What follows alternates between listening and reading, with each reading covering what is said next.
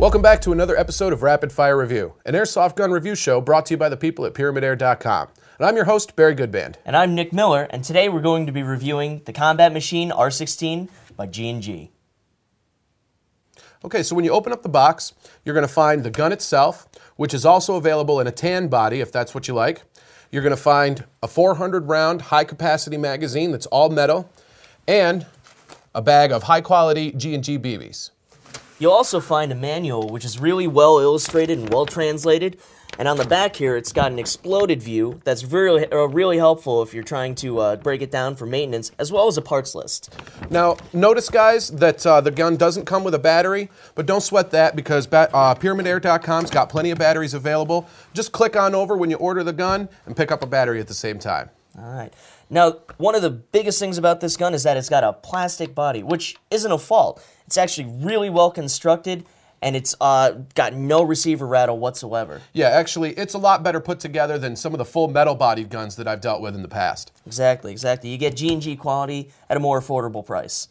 You'll also notice that it has a 6-position retractable LE stock, standard M4 handguards, and a removable carry handle.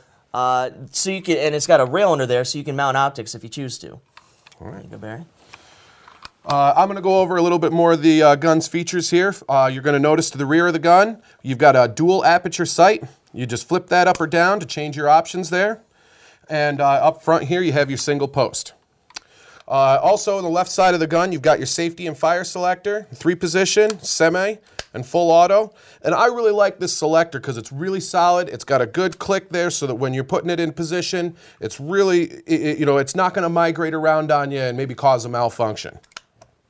To the other side of the gun here, and we've got our dust cover, and you're just going to stick your thumb in there and pull that down, and that's going to allow you to access the hop up.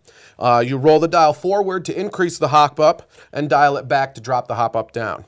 Now, I like this design over some of the ones, the other guns that open when you pull the charging handle because it's spring-loaded here. It's always going to be in that up position, and that's going to prevent you from forgetting to close that back up and getting any dirt or dust in there. I like it too because there's, less moving parts to break. It's simpler and easier to use. I like it a lot. All right. So I'm going to hand it over to Nick, and he's going to show us how to insert a battery. All right, sounds good. All right, now to access your battery compartment, you're going to have to remove the lower part of the handguard here, and to do that, you have to pull down on your delta ring. Now, what I like about this delta ring is that the spring behind it is very stiff. Some of the lesser quality guns, the delta ring, you can maybe bump it in the heat of battle, and then all of a sudden your handguard falls off. Your battery spills out onto the ground, and you got problems. It's something you don't need to deal with.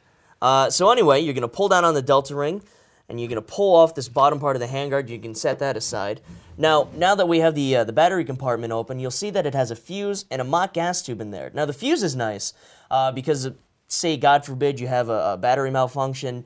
The fuse is going to pop before the rest of your internals do, which is a good safety feature there. Exactly. I also like this mock gas tube that's up here in the top of the rifle. I think that adds a little bit more structural stability to the front end of the gun, and it decreases on that barrel wobble that you get on a lot of these M16, M4 variants. Exactly, exactly. All right, so now that we have our small type battery here, we're going to take our Tamiya or Tamiya connectors, and we're just going to click those together. We'll fold up our wires as such. And tuck that battery into the lower part of the handguard in reverse order. All right. So, Barry, why don't you show us how to load up that high-capacity magazine? This is easily done. You just find at the top of the magazine here, there's a little door. You slide that open, and you can pour BBs right out of a bottle into there. I really like it. You don't need to have a speed loader. And I like high-capacity magazines because you don't wind up having to shell out a lot of extra money for low-cap or mid-cap magazines, and I like it better. Once you get it closed, you want to make sure that you're going to hear that little click, and that's going to tell you that the door's closed and it's not going to slide open on you and spill more BBs into your gun. All right. Once you've got it full, turn it over, and you're going to give a couple of turns on this little winding device here. And what that does is it takes BBs from the hopper in the back of the magazine and feeds them up through the tube so that they can load up into the gun more easily. All right. Well, now that we have all this covered, why don't we head on over to the range and see how it performs? Let's do that. All right. Here you go, Barry. We'll grab our glasses there. All right. Okay, so we got the chrono set up here, and we got our range set up. We've got some .25 biodegradable BBs loaded up. Nick's going to put the R16 in the chronograph and see what we get for stats. All right, sounds good, Barry. There's a high cap here. All right, on single fire. 268, 295, 275, 272, and 275. All right, pretty decent. Pretty consistent in 270 range there. Not bad. All right, why don't we put it on full auto, see the rate of fire here. Okay, a couple of notes as we're going to do the full auto fire. Remember that with a high cap magazine, you're going to want to give it a little bit of a whine to make sure that the BBs are all up in the tube and ready. And also another note to be aware of is we're using a 8.4 volt battery, and different voltages in batteries are going to affect your rate of fire. All right, sounds good. All right, full auto. 11 rounds a second. Pretty Nice. Respectable at Yeah. 8.4. Not Yeah, bad, absolutely. not bad. All right, Barry, why don't you go ahead and show us some accuracy on this? Be happy to.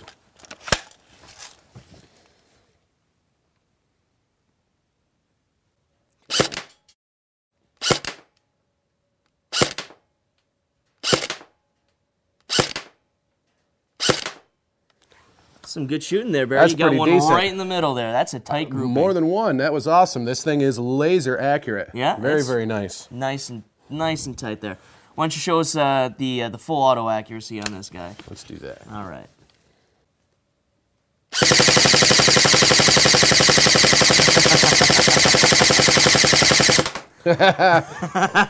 That's so fun. I couldn't stop. I know, Barry. I gotta say, you perforated that target. All right. I mean, that is laser straight. It's beautiful. I'm liking it. Yeah, that's great. All right, you know what? Why don't we take this back and give our final thoughts? I don't know if I want to. I know, but All we right, have to. let's. All right. Okay.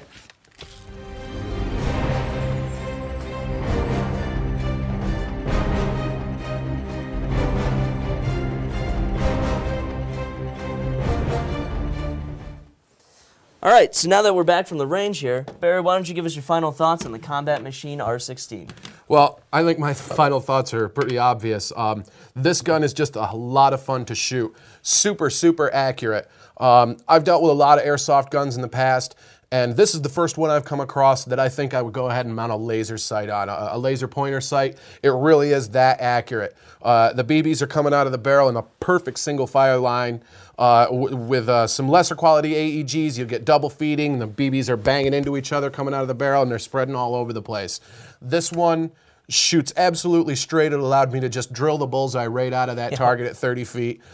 A whole lot of fun to shoot this gun. Yeah. Well, I got to say, Barry, for myself, it's definitely G&G quality at a more affordable price. I mean, you know, you've got G&G makes excellent AEGs, excellent quality externals, excellent internals, and it's a great gun for either a beginner or, you know, maybe a more experienced player. I mean, for example, this magazine has 5.56 millimeter by 45 stamped into it. You know, the actual M16 round. Even on the bottom, they've got some great trades. You know, on the magwell here, they've got awesome trades. It's a great gun. It's a lot of fun to shoot. Absolutely. Yep. G&G really does go the extra mile to produce awesome replicas. So if realism is your bag, you know, this is definitely a great gun to pick up all the way down to that mock gas tube right there. It really, really is a fine reproduction.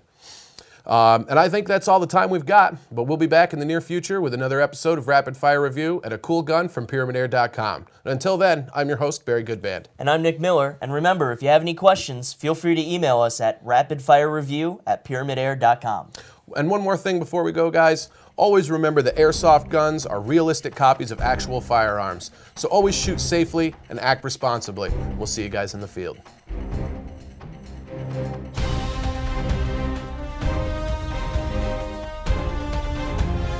Do not remove the federally required orange marking from your gun. Treat airsoft guns the same as firearms. Assume a gun is loaded, even if you know it's unloaded. Never shoot at someone who isn't wearing proper eye protection. Never brandish your gun in public, and always transport it in a case. Do not point an airsoft gun at anyone as a joke. Keep your finger off the trigger until you're ready to shoot. Do not use airsoft guns to shoot at, discipline, or injure animals. Know the laws regarding airsoft guns and their use.